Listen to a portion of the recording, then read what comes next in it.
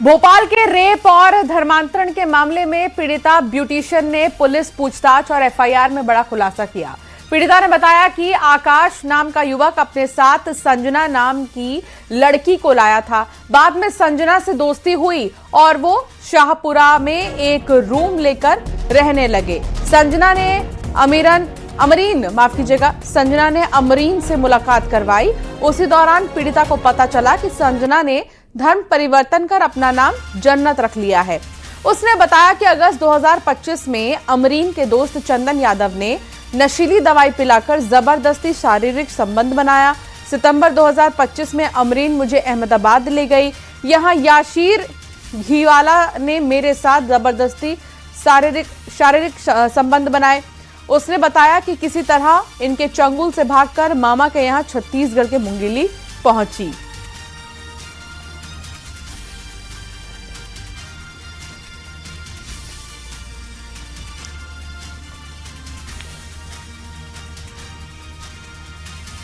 धर्म परिवर्तन के लिए फोर्स किया गया। मेरे साथ में नशीले पदार्थ देकर गलत किया गया और जब मैंने इस चीज़ की आवाज़ उठाने की कोशिश की तो मुझे ये बोलकर दबा दिया गया कि हम लोगों की बहुत पहचान है, तुम्हारी फोटो वायरल कर दी जाएगी। और अब बात जबलपुर की होगी, जहां वॉइस मैसेज के जरिए 3 तलाक देने का मामला सामने आया है। बताया ये जा रहा है कि 16 फरवरी को महिला के मोबाइल पर वॉइस मैसेज आया। उसने जैसे ही मैसेज ओपन किया, सामने से शौहर की आवाज आई, तलाक तलाक तलाक। महिला चौंक गई और तुरंत पति को कॉल किया। पति ने फोन उठाया और कहा जो बोला गया है वही सही है। तो वहीं पीड़ित महिला ने पति और ससुराल वालों के खिलाफ थाने में एफआईआर दर्ज कराई है। पीड़िता का कहना है कि पति और ससुराल वाले निकाह के बाद से ही उसे प्रताड़ित कर रहे थे। पुलिस मामले की जांच में जुटी है और आरोपी पति की तलाश कर रही है। 2010 में मेरी शादी हुई थी, तब से मेरे को शारीरिक मानसिक प्रताड़ित किया जाता था। मेरे बच्चों को छीनकर, मेरा सारा सामान और सोना छीनकर 16 फरवरी के दिन मुझे व्हाट्सएप पर 3 तलाक भेज दिया गया, जिसके वजह से मैं बहुत परेशान हूँ और मैं सरकार से गुजारिश कर रही हूँ कि सरकार मेरे हक में, उसके हक में कड़ी से कड़े एक्शन ले और उस बात के लिए उस पर कार्यवाही की जाए। उसके पति, जिनका नाम वाजिद अली है, 2010 में उनकी शादी हुई थी। घर में उनका कहना है कि मुझे उसके सास, ससुर और पति भी प्रताड़ित करता था, तो वो मायके में रह रही थी। 16 फरवरी को बहन के मोबाइल पर उसके पति वाजिद अली ने ये 3 बार तलाक का मैसेज भेजा जाता और जिसकी स्क्रीनशॉट और उसके मोबाइल समेत वो थाना प्रभारी के समक्ष उपस्थित हुई। इसमें वाजिद अली पर एफआईआर दर्ज कर लिया गया है और जल्द ही उसकी गिरफ्तारी सुनिश्चित की जाएगी। और भोपाल में धर्म परिवर्तन मामले में अब तक का सबसे बड़ा खुलासा सामने आया है। दरअसल इस गिरोह की सरगना 2 बहनें निकली है। वो बहनें जो गरीब हिंदू लड़कियों को टारगेट किया करती थी और अमीर लड़कों को सप्लाई किया करती थी। खबर है कि गरीब लड़कियों की बड़ी पार्टियों में सप्लाई की जा रही थी। साथ ही ये गैंग हिंदू लड़कियों का धर्मांतरण भी कराता था। फिलहाल पुलिस ने 4 आरोपियों को गिरफ्तार किया है, जिनमें 2 बहनें शामिल हैं और तीसरा आरोपी जमाल है। ये वही है जो लड़कियों से दुष्कर्म करता था और इन्हें प्रताड़ित करता था। साथ ही जो चौथा आरोपी है उसका नाम चंदन यादव है। खबर यह भी है कि इस आरोपी ने भी अपना धर्म परिवर्तन किया था। फिलहाल इस गैंग से जुड़े 2 आरोपी फरार हैं, जिनकी तलाश लगातार पुलिस कर रही है और मामले को लेकर नाराज हिंदू संगठनों ने प्रदर्शन करते हुए आरोपियों के खिलाफ कड़े एक्शन की मांग की है। धर्मांतरण के बढ़ते मामलों को लेकर हिंदू संगठनों ने नाराजगी भी जताई है और साथ ही कहा है कि शांति के टापू की जगह अब एमपी रेप, धर्मांतरण, गौहत्या, सेक्स रैकेट का टापू बन चुका है।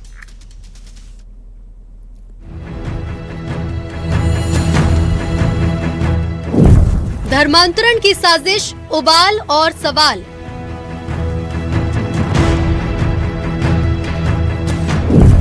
हिंदू संगठन का सड़क पर संग्राम। लव जिहाद मुर्दाबाद, मुर्दाबाद, मुर्दाबाद। हिंदू बेटियों के साथ शोषण करना बंद करो, बंद करो, बंद। धर्मांतरण पर सवाल, सख्त एक्शन की मांग।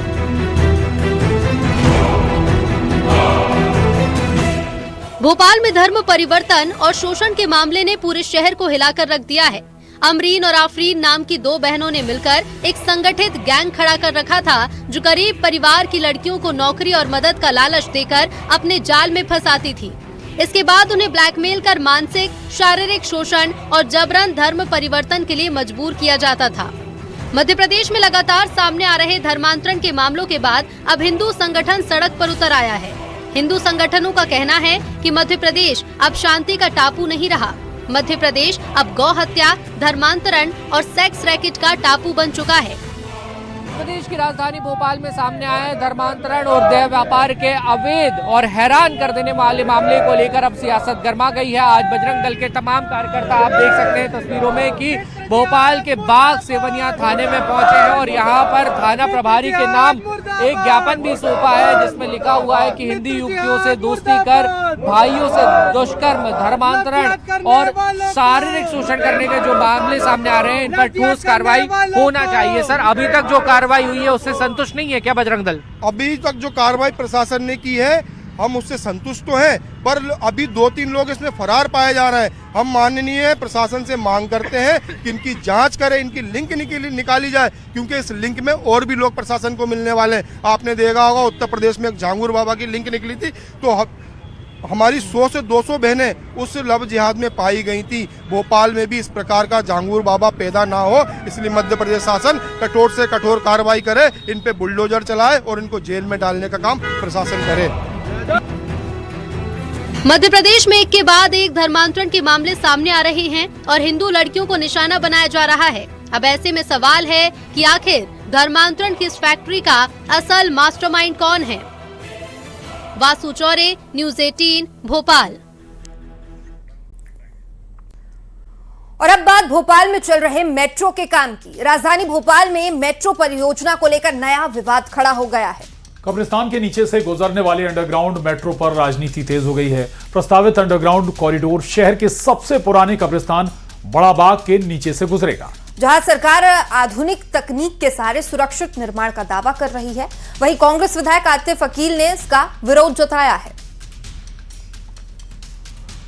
मेट्रो का काम तेज गति से चल रहा है और बड़ा बाग कब्रिस्तान के यहां से अंडरग्राउंड मेट्रो का निर्माण हो रहा है। इसको लेकर लगातार विवाद जारी है और अब मामला विधानसभा में पहुंचा है। कांग्रेस विधायक आरिफ अकील ने अंडरग्राउंड मेट्रो कार्य को आतिफ अकील ने अंडरग्राउंड जो मेट्रो का कार्य है उसको लेकर आपत्ति जताई है और वो उनका कहना है कि कब्रिस्तान से छेड़खानी न हो और बाजू से या उसका रूट चेंज करके कहीं से भी मेट्रो निकाली जा सकती है।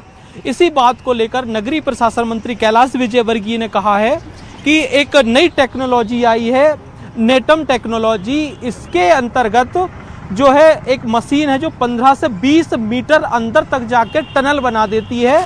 अगर इस तकनीक से हम मेट्रो का निर्माण करते हैं, अंडरग्राउंड मेट्रो का, तो इससे कब्रिस्तान को कोई नुकसान नहीं पहुंचेगा, केवल बाउंड्री के लिए क्षतिग्रस्त होगी। आज भोपाल के हमारे माननीय विधायक जी ने कहा कि कब्रिस्तान लोगों की भावना, मैं उनको जवाबदारी के साथ कहना चाहता हूँ कि ये नेटम टेक्नोलॉजी एकदम लेटेस्ट टेक्नोलॉजी है जो सिर्फ एक जगह खड़ा होल करती है और उसके बाद फिर सीधे अंदर ही अंदर जाकर कैनाल टनल बना देती है।